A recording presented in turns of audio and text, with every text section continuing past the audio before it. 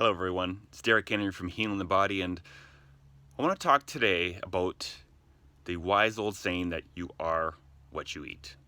I'm sure many of you have heard this saying before, many of you live by it, many of you have probably told clients this if you're in the health coaching industry or if you're a health professional.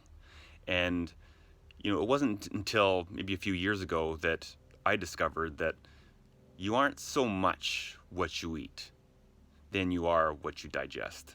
And this is a very important distinction to make. So let's talk about this for a second. So you are what you eat truly when your digestion goes smoothly. So what happens when digestion goes smoothly? You chew your food properly.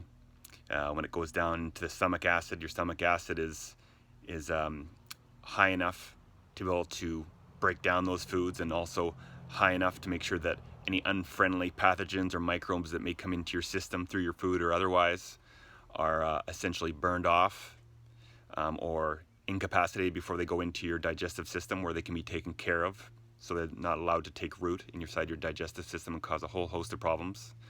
The enzymes and probiotics are high inside your small intestine and the rest of your digestive system, and your liver and gallbladder and pancreas are secreting the appropriate fluids to ensure the proper breakdown of all the fats and proteins and carbohydrates that your body's taking in. And as this process moves along, and as you continue to extrapolate these nutrients, through your through your intestinal system and into your blood, where it circulates throughout the rest of your body to feed your systems, your organs, your glands, and all areas of your body that require this nutrient-rich blood to do their jobs effectively, then yes, truly, you are what you eat. But, and this is a big but, when that process doesn't go effectively, when your digestion isn't vigorous and able to take on the job, and I want to ensure that people understand that digestive issues are rampant, and a lot of people don't recognize them. You don't have to be diagnosed by your doctor with a digestive disorder in order for you to have one. They usually happen long before that, and by the time it's diagnosed, you've had something going on for a long time. The symptoms can be very subtle. Sometimes they're not. But, indigestion, acid reflux, heartburn, bloating, gas, lack of energy after you eat, all those things, and there's a lot more, would be a sign that your digestion's not going well. So when your digestion's not going well, then you really aren't what you eat, not to the fullest extent. So when you're chewing that food, let's talk about when digestion doesn't go smoothly.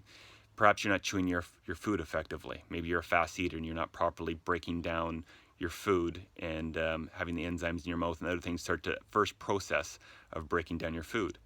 And maybe when it goes down into your stomach, maybe your stomach acid is depleted. A number of different reasons that could happen. It could be stress, it could be heavy metals, it could be infections like H. pylori. A lot of different things can deplete or lower your stomach acid, and that's an issue because you want your stomach acid, you want that area of your body to be highly acidic. Not like your blood, but this area is separated. The reason you want it to be highly acidic is because it has a couple important functions, like burning off unfriendly pathogens or microbes that are coming into your body before they can become a problem and root themselves inside your digestive system or elsewhere. And also, it's there to help break down food, break down the nutrients, especially minerals, so that they can actually be used and absorbed through your intestinal system and into your blood so it can circulate and feed all your systems as described before. So if that doesn't go smoothly, then you've got some food rolling through that puts more pressure on the other part of the digestive system, the enzymes and probiotics. And if you're lacking either one of those, you're just going to make it very difficult to extract these nutrients and to break them down appropriately.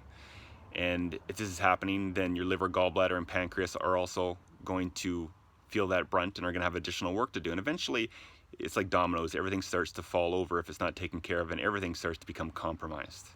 So when this happens, then your food starts to roll through your digestive system, and some of it becomes partially undigested. So when this happens, two major things to be aware of. Number one, you're not extrapolating all those nutrients from your food that you're hoping to. So you could be eating all this great food that has a high nutrient value when you actually have the food in your hand, but by the time it comes to actually absorbing into your system where it can be used, it's not being used effectively. So when that happens, then you're being malnourished. So you may be able to eat a lot of different types of food, and there's a common misconception that you're only malnourished when you're very thin or you're not getting enough food, period. But the fact is that there's many people that are overweight or carrying more weight than they need to. They're malnourished. Weight is not a good indicating factor of how well nourished someone is. So when this happens, you're not getting all those nutrients, and over time, these nutrient deficiencies are going to cause disease labels and diagnosis. The other thing that happens, which is a little bit grosser, is that when you start to not digest these foods properly and there's leftovers, then these foods can literally rot inside your digestive system. And then of course, as this happens, other things could happen as well. Your digestive system goes south and maybe you have constipation. Then you can deal with auto intoxication, where these things that need to be removed from your body, these toxicities, things that don't belong there, can be reabsorbed back through your intestinal system into your bloodstream. So I don't need to paint you a picture to tell you how ugly that can get. Not only that, if you have any other fungus or other pathogenic organisms that are feeding off of you, essentially, they're going to actually use this food for their own livelihood.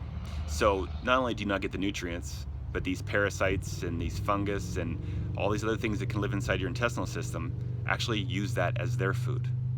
So now you're allowing these organisms to get stronger, to maintain their state inside your body, which is only going to wreak havoc, because these things living inside your body, they're taking your food, they have waste that they excrete inside your digestive system. So again, it just gets uglier and uglier when your digestion doesn't go effectively. So that's what happens when your digestion doesn't go smoothly. So in the case where you're not digesting food properly, then you really aren't exactly what you eat. Now, of course, you are going to digest some of the nutrients from these foods unless your digestion is really terrible, but you're going to get some, but you're not going to get all, and it's going to be really sacrificed. And all that money you're spending on that good food is not going to be a sound investment as if your digestion was going smoothly. So that's a very important thing to understand. So my bottom line for you to take away from this is that mastering your digestion is probably the most important thing that you could do outside of your mindset. And that's because you're going to eat. All humans, as far as I know, need to eat to stay alive. And eating needs to be a fun thing. It needs to be a delicious thing, but also needs to be a healthy thing if you want to have a higher quality of life. So once you master your digestion, and I teach people how to do this in my Thrive Online Health program, because it's not a simple answer. There's a number of different factors to consider when you're doing that. There's lots of food elimination that needs to happen, and a lot of it's foods that you probably recognize as things that maybe you've already eliminated, but there's a lot of whole foods that are otherwise beneficial and wholesome, but they're not going to resonate with a lot of people when your digestion is not working well. So there's things that need to be avoided during that period until you reset your digestion, and then you can reintroduce these foods perhaps again later, because now your body resonates with them. It has the power to actually digest them appropriately. That's the most important thing. So it's not a short answer. There's a lot of different things you need to do. But you need to make sure that you're removing any organisms in your body that are causing digestive issues. You need to, repopulate your good bacteria. You need to clear things that actually repel good bacteria. You need to clear those things so that good bacteria can seed itself in your system.